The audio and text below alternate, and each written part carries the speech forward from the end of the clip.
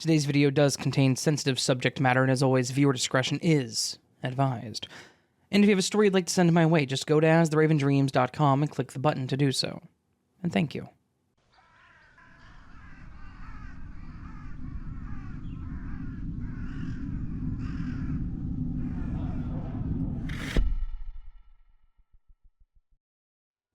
Now, some people may read this and think maybe I was just an overreacting kid, and I misunderstood him. But those people also didn't know my dad. They didn't know this giant bully that I knew all my life. He was easily 6 foot or more, and he had that burly farmer build to him. He was all manly, no emotions, no fear, and this also meant that girls were a problem, as they were just a waste of space.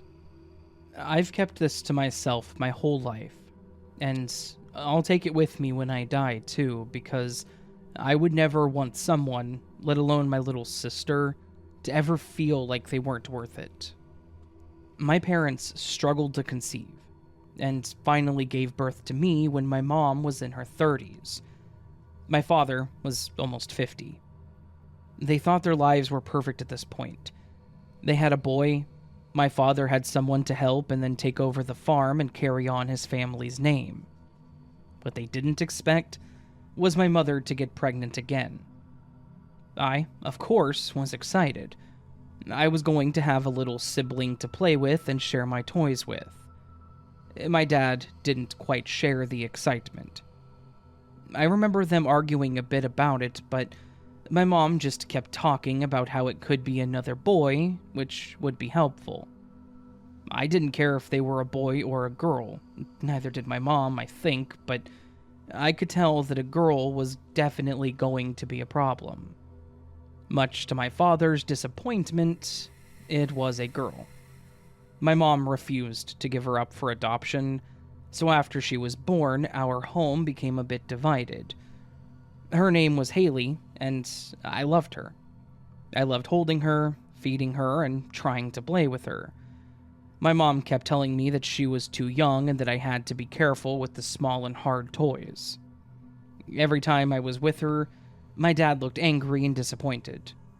He hated seeing me help her and refused to let me help with getting her dressed or bathing her, saying that it was my mother's responsibility and not mine. He tried to pull me out into the barn to help with the animals as much as possible, but he was always very mean and demanding, so I hated helping him after a while. Thankfully, when he would leave for whatever reason, my mom would allow me to help her with preparing a bottle, changing my sister, just things like that. Over the next few years, things were the same. When I came home from school, I would say hi to Haley, and then he would quickly want me outside helping. When Haley was a toddler, I was about 10. While having dinner, Haley started getting upset and she didn't want to eat. My mom commented on her not feeling well, but my dad was getting irritable.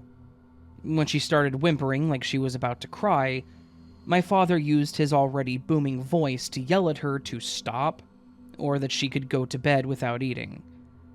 She looked terrified, and rightfully so. I remember him yelling a few times at me like that. Haley just sat there staring at her food while the rest of us finished dinner. Afterwards, he left the house, slamming the door behind him, leaving the rest of us at a silent table. I immediately slid over to Haley to comfort her, as my mom picked up the plates.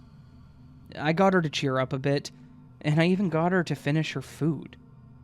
We had a decent night afterwards, as I went to her room to play with her before we had to go to bed. My mom didn't want my dad to see me playing with her toys and cause another fight, though. That night, I woke up needing to use the bathroom, but as I got up, I noticed that Haley's door was slightly open when it was always closed, per my dad's orders. I started looking in to make sure that she was okay, when I saw my dad kneeling over her bed, holding a pillow, as she slept. I was confused and curious as to what he was doing, but then what I heard him say terrified me. It was like he was talking to her, and I'm paraphrasing this, but this is what I heard. "I didn't want you. I didn't need you. You're nothing but a waste of resources and money. I can't even sell you off like my great pa did. I could just end you and feed you to the pigs, and then you could be worth a damn." I was scared of my dad, and scared of what he could do to her as he started raising the pillow to her face. So I immediately ran to the kitchen, grabbed a glass cup, and threw it on the ground, listening to it smash to pieces. Sure enough, both my mom and dad ran to the kitchen. I told them that I was thirsty and that I had dropped it.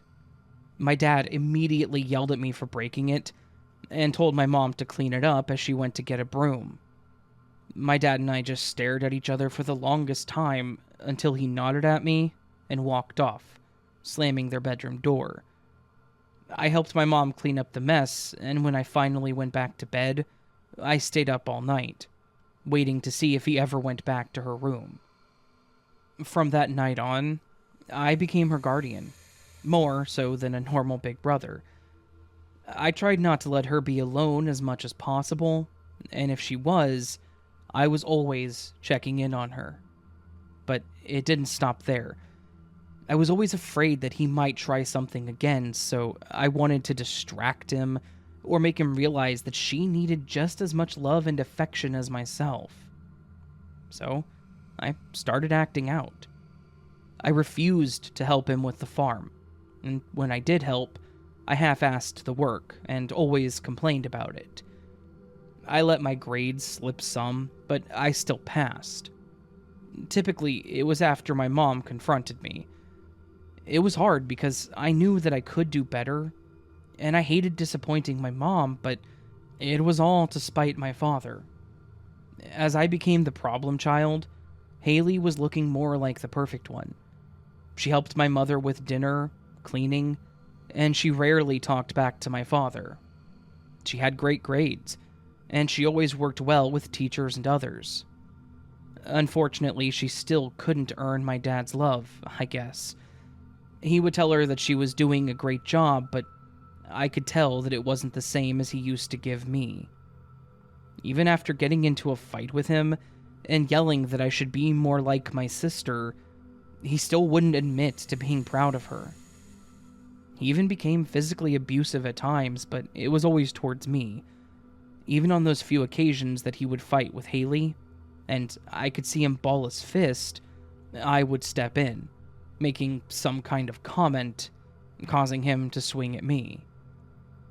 At one point, Haley asked me why I acted the way I did. Even doing everything right, he would never look at her, smiling, saying how proud he was. Yet whenever I did the bare minimum, he at least thanked me for the help. I just told her that he was an ass, and then I always turned it into a speech. I told her to never stop being herself. I told her don't change who you are for anyone, and do what makes her happy, and that's all that would matter. I think she took that to heart, too. She seemed to stop looking for approval, and I continued to just happily piss him off. I even stayed living at home after I graduated to make sure that I could guarantee her well-being. One of the last times that I actually talked to him was one night at home while we were both drinking. Haley had moved out and I was on my way out.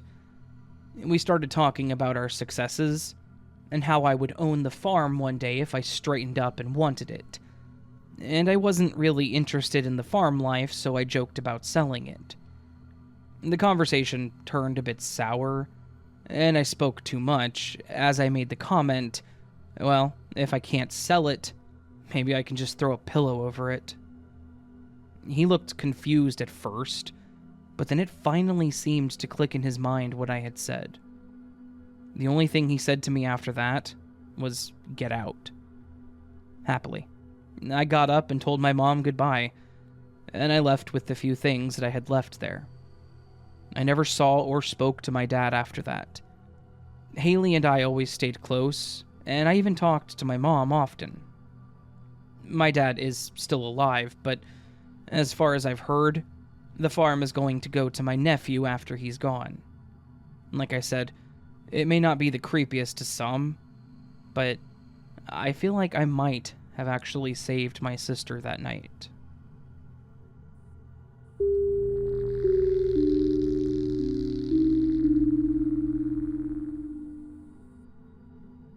This is about my father's sister, Susan. My aunt, Sue, as we called her. My dad had 7 siblings, 3 sisters and 4 brothers. He was the middle child and Sue was the second youngest. Growing up, I knew my grandparents as being very self-reliant and independent.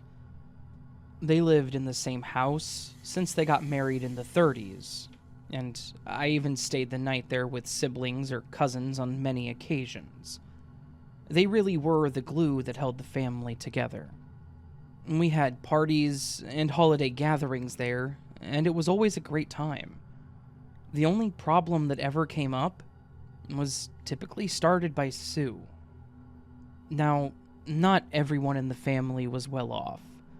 One of my uncles had his own business, an aunt was a realtor, and I think another uncle was some kind of doctor, or did something in the medical field, but I don't remember. Everyone else, however, just had normal lives. Like, my dad was a semi-mechanic. My mom was a school teacher. Another uncle did carpentry. All seemingly normal jobs, so it's not like any part of my family was wealthy. I think my grandparents just had good savings and retirement, I suppose. Regardless, everyone was able to support their own families. Everyone, that is, but Sue. She was the one that had odd jobs here and there, and never had one for more than 6 months, probably. She didn't complete high school, as she had a kid when she was 17, but she did get her GED. She started going to culinary school but never finished it. She used her son as an excuse for that as well, but then his father actually won custody of him before she dropped out, so she didn't even have to care for him. I was old enough to understand what was going on, because she would always end up getting money from my grandparents, and even my dad and other aunts and uncles before. Some of them, like my Uncle Ben, always refused to give her money. I think something happened that I'm still unaware of to this day that made him put his foot down. Things really started taking a turn when my grandfather passed. He had underlying heart conditions, and his cause of death was heart failure, so I suppose the family knew that it was coming. He was in the hospital when he went, but I remember all of us going up there to see him and say our goodbyes. When he passed, as expected, just about everything went to my grandmother except for a few things, such as a vintage car that he gave to my oldest uncle, and he even had these accounts set up for me and my siblings and our cousins, which there were 12 of us total. They each had $500 in them, and they accrued interest, but they couldn't be touched by anyone but us kids, and not until we were 18.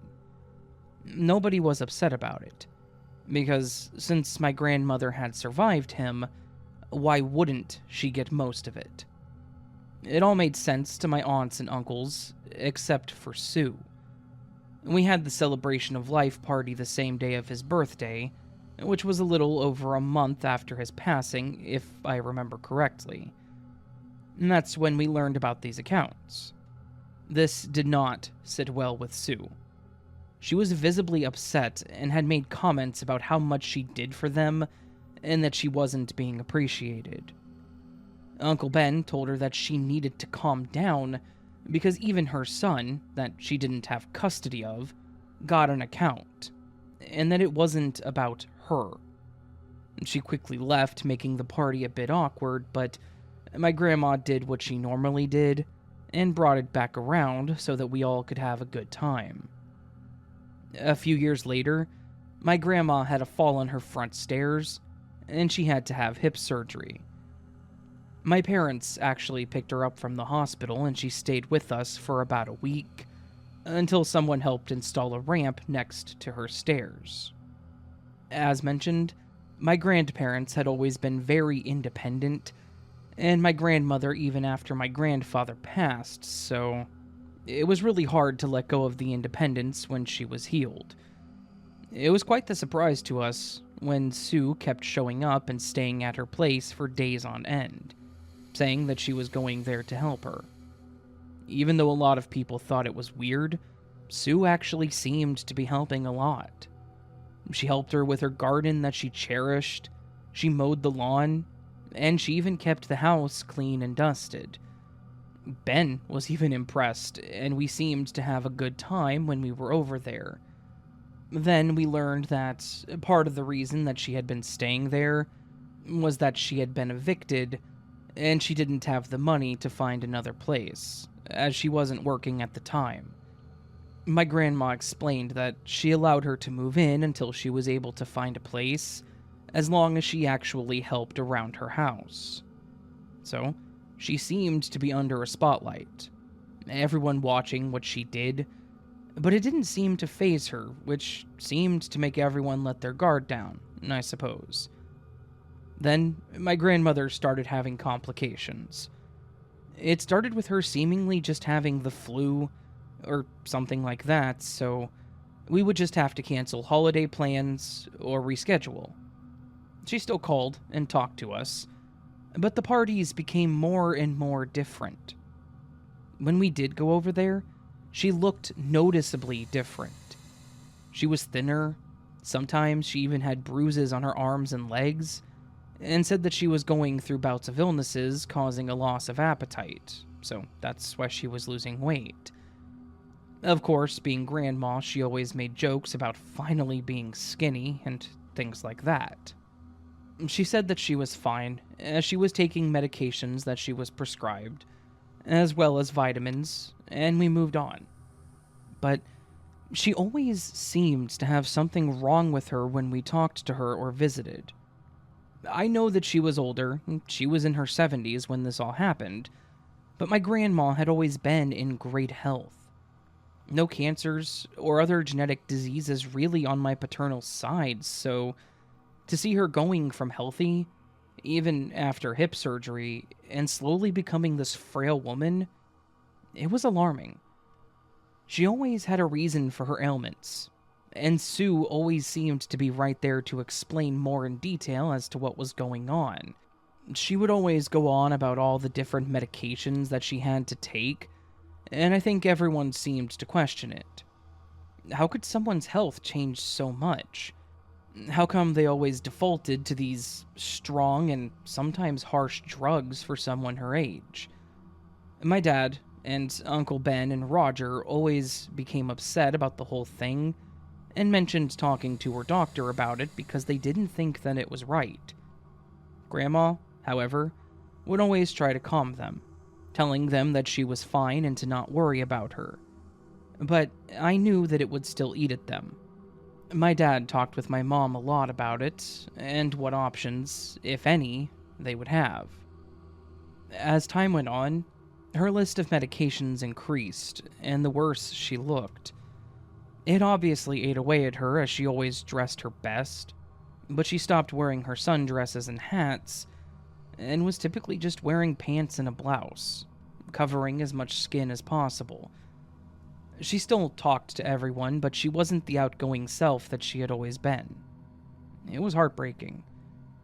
I was really close to her, so when she seemed to not be able to focus on our conversations, it really started affecting me. Then, one day, while we were having dinner, my dad got a phone call from Aunt Sue.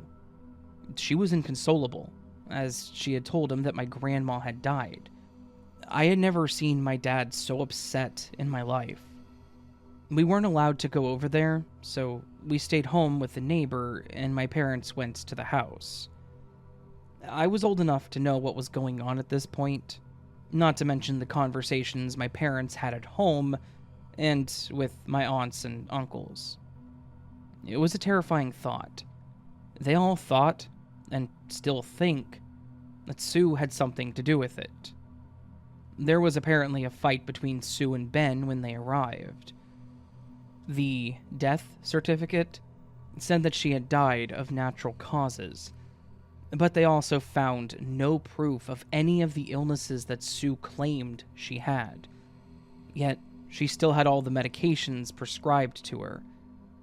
The other reason everyone believed that she was involved was because everything in her will, other than those accounts for us kids, was signed over to Sue. My dad knew for a fact that the house was supposed to go to my youngest uncle, James. His wife passed away from breast cancer, so he'd been raising 3 girls alone, and my grandparents had talked to some of the others about it, asked what they thought about the situation, and they all agreed with the decision. So the fact that it was now going to Sue was unbelievable. Their life insurance, the house, my grandma's prized possessions, all for her to do with as she pleased. And she had no qualms with keeping it all for herself either. She told the family that we could come and get some things that she didn't want or have any use for, which, in all honesty, most were of no value. Old furniture, knickknacks, clothing, things that she would have just thrown away. She had these beautiful dolls that I always loved holding and brushing their hair, and my grandma had told me that they would be mine one day. My aunt Sue tossed them out, so I snatched them up in a heartbeat, as well as some of her dresses. Other than those items, she pretty much just mocked or tormented the rest of the family, acting like she was better than all of them and that she earned it all because she took care of her for so long. Everyone always offered to help, but sometimes my grandma insisted that she was fine, or Sue would answer her and never allowed it. Shortly after everything was settled, she quickly sent a letter, delivered by a lawyer, to all of the siblings, including my brother, saying that they were to leave her alone and never talk to her again. There was no actual court order or anything of that sort, so many people tried to contact her to find out what was going on, but she refused to ever talk to anyone. When I turned 18, I actually tried reaching out to her as well, but after saying who I was on the call, she acted like she didn't remember me and hung up. And that was the last time that I ever heard from her. In 2019, she actually passed away, most likely alone, as she never had any other kids or ever got married. We only found out through a mutual friend that she had passed. If she had anything to do with my grandmother's death, she took it to the grave with her, and our family will always live with this hole in our life.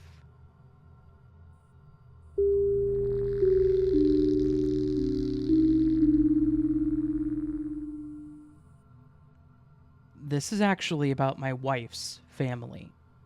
This had an impact on me, so I wanted to share, but for her privacy, I'm gonna remain anonymous and use fake names. I met my wife, Anne, through a mutual friend at work, and we hit it off pretty quickly, and as we got to know each other more, that also included our families, history, and memories, be them good or bad. I remember when it first came up, she mentioned her parents in passing, and kind of skirted by the conversation. She said that her father died when she was young, maybe around 10, I believe. Her mom was still around, but they've never had a very strong relationship. She was also an only child, so she didn't really have anyone to play with as a young child. She typically tried to change the topic or ask me more questions about myself. I just assumed that she either didn't want to talk about herself, or maybe his death was still a sensitive topic to her. So, I always moved on without questioning it. As time went on and our relationship grew, I would slowly get more information surrounding her father's death. The way that she always found a way out of the conversation, and seeing her slowly become uncomfortable talking about it, it made me even more curious. But I also didn't want to pry or press my luck. However, our relationship started getting more serious, which meant the family started to become more involved. She had met my parents a few times, but I hadn't met her mother.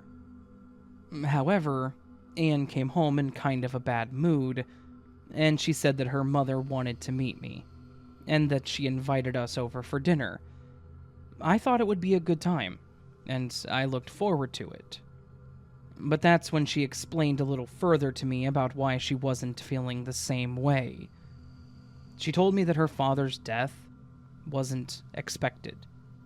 So, while she was young and barely knew him, her mom lost someone that she had been with for years, and it caused her a lot of grief and took her a long time to be okay again.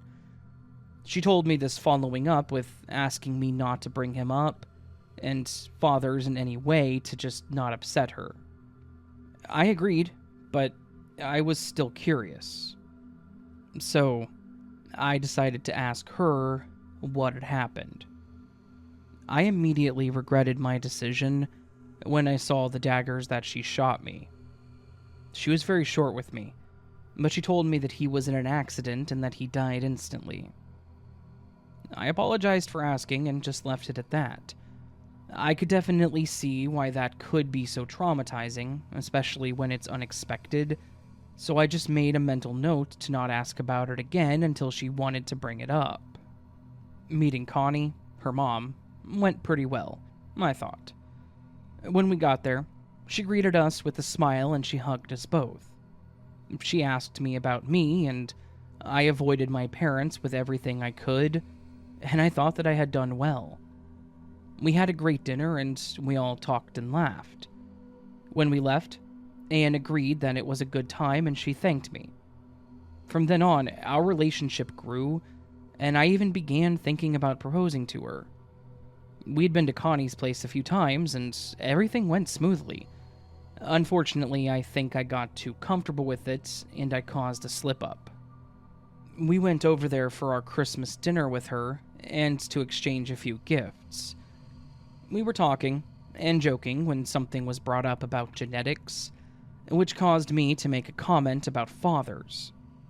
I immediately realized what I had done by the look on Anne's face, and in my foolishness, I tried to apologize and made a comment along the lines of my condolences.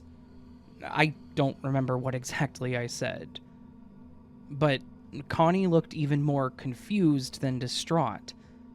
I saw her look over at Anne and she said thanks, and the table went silent.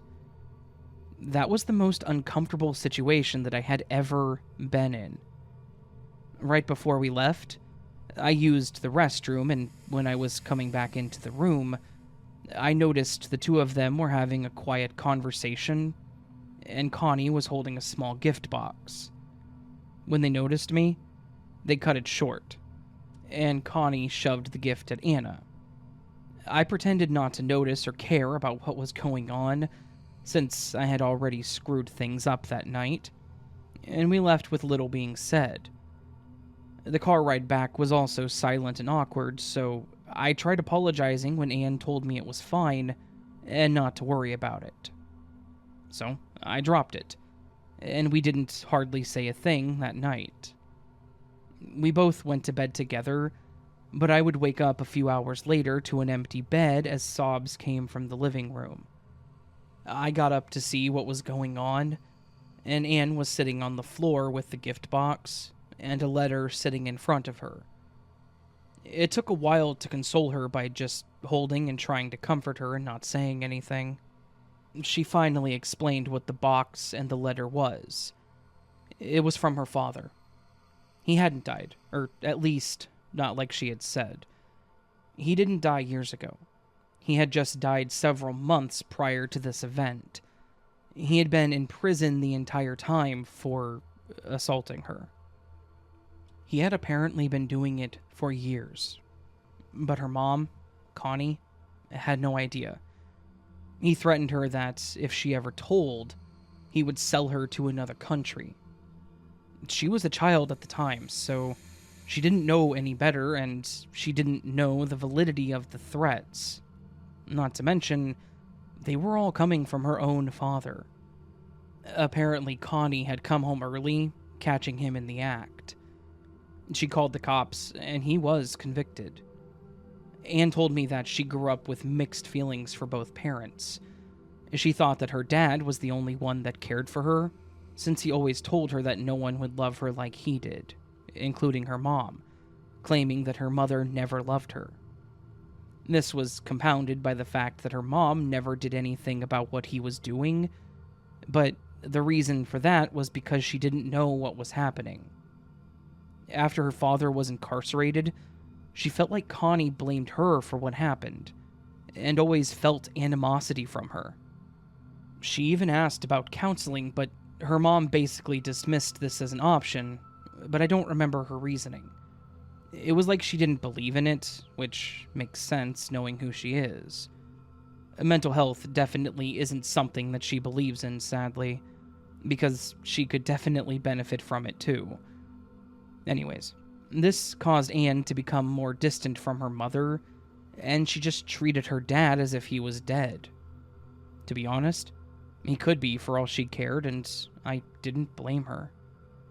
This all came crashing down on her because the box contained a small beaded necklace with the letter A in it, as well as a letter from her dad.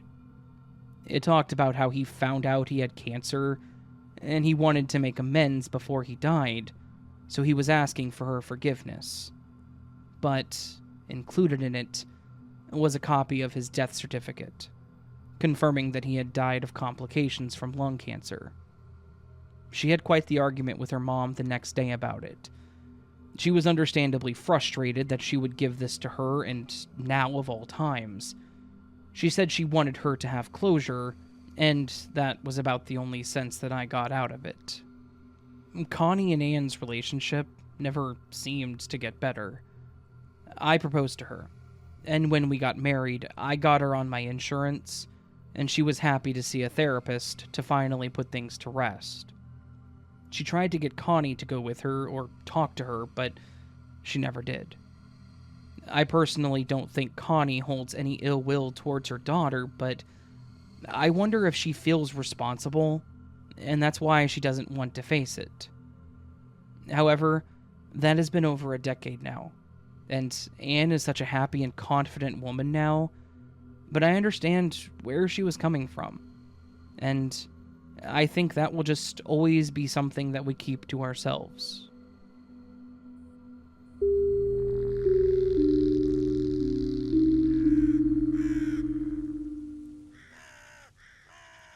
So this was a collection of 3 dark family secret stories.